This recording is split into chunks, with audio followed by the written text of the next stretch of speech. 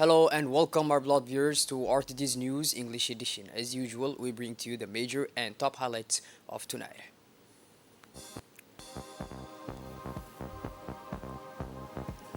The head of state receives the vice president of Yemen.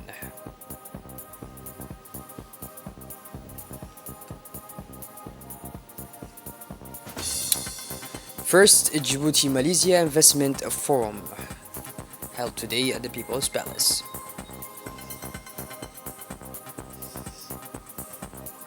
And on the international scene in Gaza, further hostage releases on fifth day of truce. Those were the major and top highlights. Welcome back to our newsroom, our beloved viewers. The head of state, His Excellency Mr. Ismail Omar Ghali, received late Wednesday morning at the Palace of the Republic the Yemeni Vice President General Tariq Mohammed Abdullah Saleh, who is leading a high-level delegation from his country on a working visit to Djibouti. The audience between President Ghali and the Yemeni Vice President provided an opportunity to exchange views on the current situation in Yemen, the scene since 2014 of a conflict pitting the country's legal government against the forces of an armed rebellion, the Houthis. The meeting also addressed ways and means of extending the truce agreed on several occasions between the people in the Yemeni crisis and the state of progress for the peace and reconciliation talks regularly held between them, notably under the aegis of the United Nations. Djibouti is committed to the unity of Yemen, a brotherly country with which we share old-age ties woven by the thread of history and geographical and cultural proximity. The Republic of Djibouti's high level of solidarity with Yemen is commensurate with the welcome hospitality and systematic protection our country extends to its brotherly Yemeni people whenever they are confronted with a new cycle of fratricidal conflict. During his audience with President Ghali, the Yemeni Vice President was accompanied by the Ambassador of the Republic of Yemen to the Republic of Djibouti, Mr. Abdullah Musalim al-Suqatri, the Minister of Industry and Trade, Mr. Salim Salman, the Governor of the Government of Taiz, Mr. Nabil Shamsan, the Governor of the Government of Hudaydah, Mr. Al-Hassan Tahir, and the Director of Cabinet at the Vice Presidency, Dr. Adil Hussein. On the Djiboutian side, the Ministry of Higher Education and Research, Mr. Nabil Mohammed Ahmed, the Ambassador of the Republic of Djibouti to the Republic of Yemen, Mr. Mohammed Ali Isa, the Mayor of the City of Djibouti, Mr. Saeed Dawood Mohammed, the Commander of the Coast Guard, Colonel Wa'is Omar Boghore, the Director of the Arab Department of the Ministry of Foreign Affairs, Mr. Mohammed Douali Waliye, and the Secretary General of the President, Mr. Mohammed Abdullah Wa'is, all took part in this meeting between the President of the Republic and the Yemeni Vice President. The People's Palace was the setting for a high-profile ceremony dedicated to the Djibouti Malaysia Business Forum. Organized by the Secretary of State for Investment and Private Sector Development in collaboration with the Chamber of Commerce, chaired by the Prime Minister, Mr. Abdul Qadir Kamil Mohammed, the event was attended by members of government, parliamentarians, and businessmen from both nations. This forum, focusing on business and investment between Djibouti and Malaysia, is of particular importance in consolidating the two countries' commitment to strengthening their bilateral economic and trade relations. It also reflects the shared determination to raise exchange to an exceptional level. The government has taken several significant steps to make the business climate more attractive. This includes the guaranteeing of tax benefits throughout the construction and operation phases of investments, the adoption of flexible labor code favoring flexibility and freedom of hiring, the creation of framework for public-private dialogue, and the possibility of recourse to arbitrage by the International Center for Settlement of Investment Disputes in the event of a dispute. Other measures include the free transfer of income from invested capital, membership of multilateral investment guarantee agencies, free access to public procurement contacts, and the promotion of transparency in contract award procedures.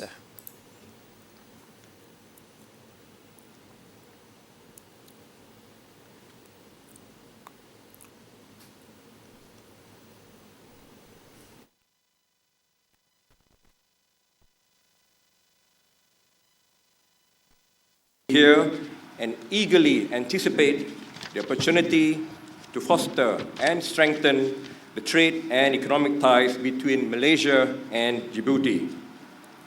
As head of the Labuan Financial Services Authority, I am honored to represent the Malaysian delegation comprising Export-Import Bank Malaysia, Exim Bank, Chartered Institute of Islamic Finance Professionals, business leaders and industry experts covering manufacturing, energy, financial, education, and health industries.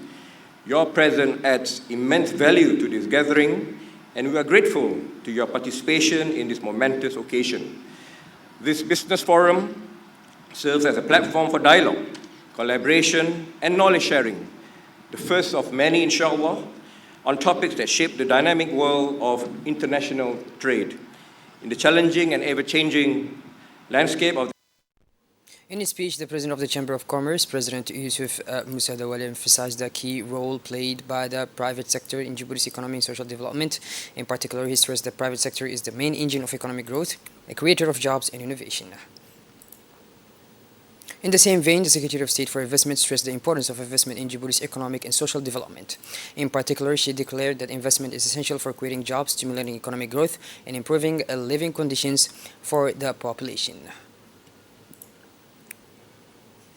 The Ministry of Finance has stressed that Djibouti offers a variable investment environment. The country has first-rate infrastructures, he declared, a major assist that makes all the difference. He went on to cite connectivity via undersea cables as another major asset for Djibouti. The country, he added, is linked to the world by a dozen undersea cables, which provides ultra-fast and reliable internet connections, which is essential for companies wishing to invest in Djibouti. Its location, it's a strategic location. And since the very beginning of the independence of Djibouti, the respective leaders, the governments of Djibouti put a lot of effort in making that strategic location as the most important and valuable connectivity point in this part of the world. At the crossroad of three continents, in a short period of time, Djibouti became the most sophisticated and the largest container terminal in Africa, and very specifically in the eastern part of Africa. Djibouti became the largest home for fiber optics. Just for your information, Djibouti has the largest telecommunication infrastructure in Africa. I repeat, the largest telecommunication infrastructure in Africa, seconded by Egypt with 13 cables, while Djibouti in the coming 2 years' time will be completing its 15 cables from the sea, of course connecting Malaysia too. So what makes Djibouti special? You may had the chance to hear all our people, private sector as well as public representative. The currency of Djibouti remained stable since its inception, means around 1947. Finally, in his speech, the Prime Minister outlined the major strides made by the Republic of Djibouti to improve its business environment in the recent years. The 173rd session of the General Assembly of the International Bureau of Exhibitions was held yesterday, November 28. The Minister of Foreign Affairs and International Cooperation, Mr. Mahmoud Ali Yusuf, took part in this meeting in Paris. He was accompanied by Djibouti's ambassador to France, Mr. Ayad Mousset, the ambassadors Gali Idris Umar and Musa Mohammed Umar, respectively Director of Multilateral Relations and Director of Communications at the Ministry of Foreign Affairs and International Cooperation. Highlights of the session including approval of the minutes of the 172nd session, the financial report of the Administration and Budget Committee, and recognition of the Triennale di Milano 2025. The session concluded with the presentation of the contingency projects for the organization of a registered exhibition in 2030, followed by the highlight of the meeting, which was the decisive vote for the World Expo 2030. The installation of a brand new submarine cable establishing a virtual connectivity and connection between India and Europe. The cable passes through Djibouti and several other countries including Italy, Greece, Egypt, Oman, Saudi Arabia and India. The ceremony under the aegis of the Ministry of Communication in charge of Post and Telecommunication headed by Mr. Radwan Abdullah Bahdon was attended by the Director of Djibouti Telecom, Mr. Mohammed Assouebou, as well as several of the company's executives. During the event, the Minister and the Director of Telecom symbolically pulled on the cable to demonstrate that the submarine cable now passes through Djibouti Telecom. This action symbolized the importance of this new communication infrastructure for Djibouti, crucially linking Asia to Europe, while consolidating Djibouti Telecom's visual role in this global network. The installation of this state-of-the-art submarine cable marks a significant step forwards in telecommunications for Djibouti. It offers an unprecedented opportunity for the country to be at the heart of international data exchange while reinforcing its position as a strategic hub for regional and global connectivity.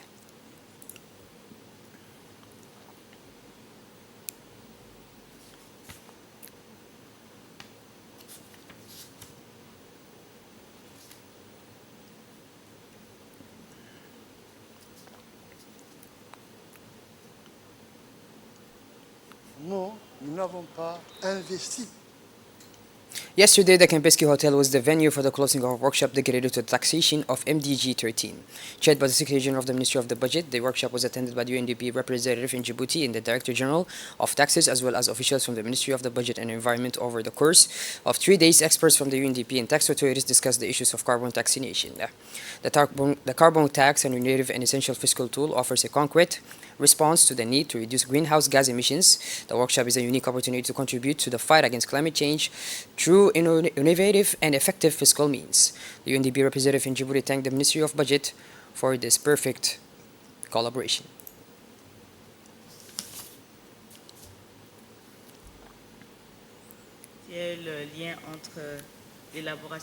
The Director of Taxes confirmed in his speech that the goal of this workshop is within the commitment made by the General Administration of Taxes through an agreement signed with the United Nations Development Programme. For his part, the Secretary General of the Ministry of Budget stressed the importance of organizing rehabilitation works and courses to exchange experiences and knowledge between partners in order to prepare an effective financial policy.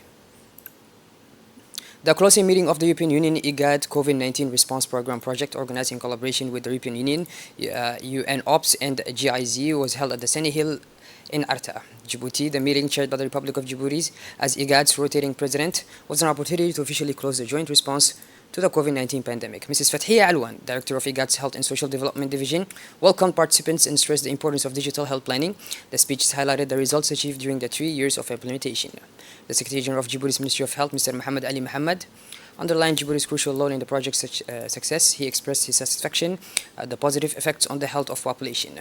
The expected outcomes of the meeting included a summary of achievements and challenges, the use of funds, unfinished projects with their justifications. The project management unit announced the closure of program, the exit plan, the handover of grants, and emphasized the key role of member states and IGAD in sustaining the results achieved.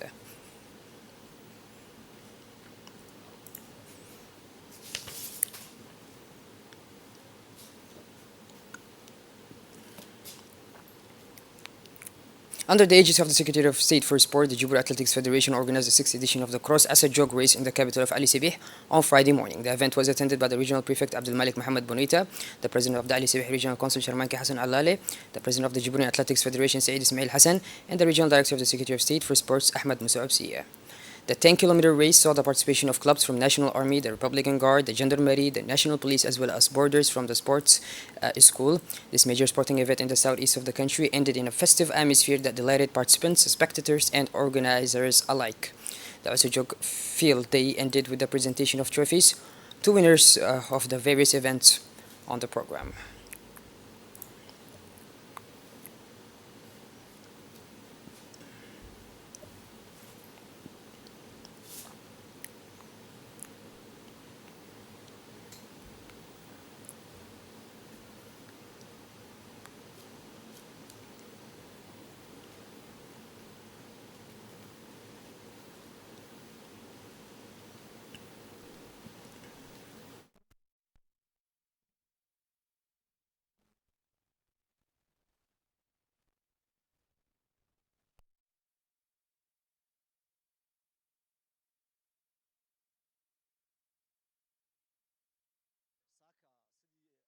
Information obtained by customs officials on November 22, 2023, a shipment of illegal goods was intercepted at the port of Djibouti.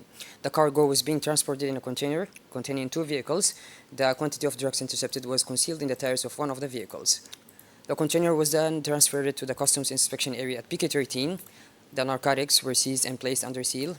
The incriminated merchandise, consisting of 26 sachets of cannabis with a total weight of 12 kilograms and 43 bags of electronic drugs with a total weight of 2 grams. 3 individuals were involved in this trafficking operation, the main one, the sender, being on the run. The 2 recipients were arrested at around 7 p.m. on the night of November 23. After investigation, the 2 individuals were referred to the public prosecutor's office to answer for their actions. An investigation was opened, and one of the individuals, the recipient, was placed under the communal order at Gabot Civil Prison.